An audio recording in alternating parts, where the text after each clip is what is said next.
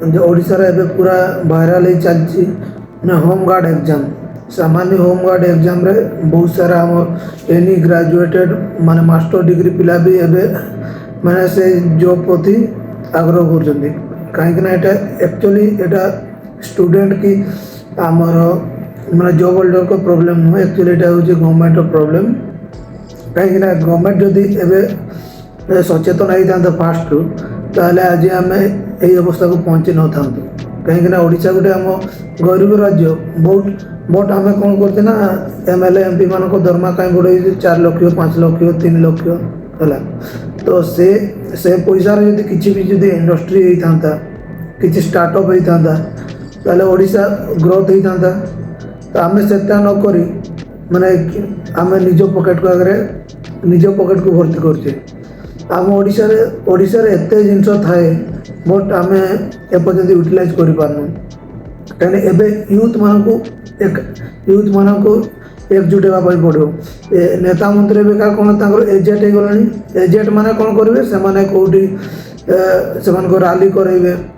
न तो कौटी मेला करेंगे आउटी कीर्तन मतलब मेला टाइप रेते सारा हम से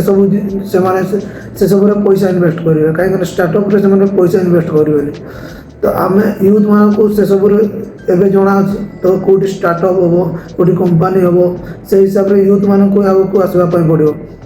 जमती कि नेक्स्ट सेसन रे जदि इलेक्शन हम ताले आम निहाती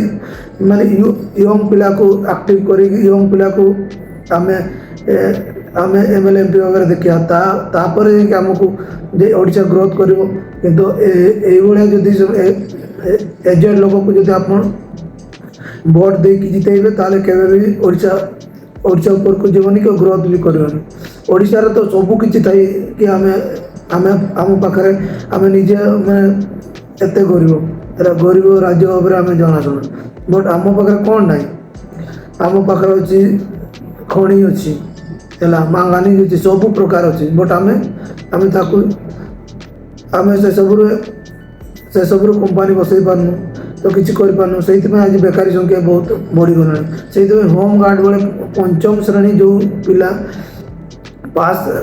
पंचम श्रेणी जो पिला अप्लाई करने कथा एवं आमर मास्टर डिग्री पिला पहुँचीगला मैंने कौ लेवल बेकारी संख्या ओडिशा रे बढ़ी चलती।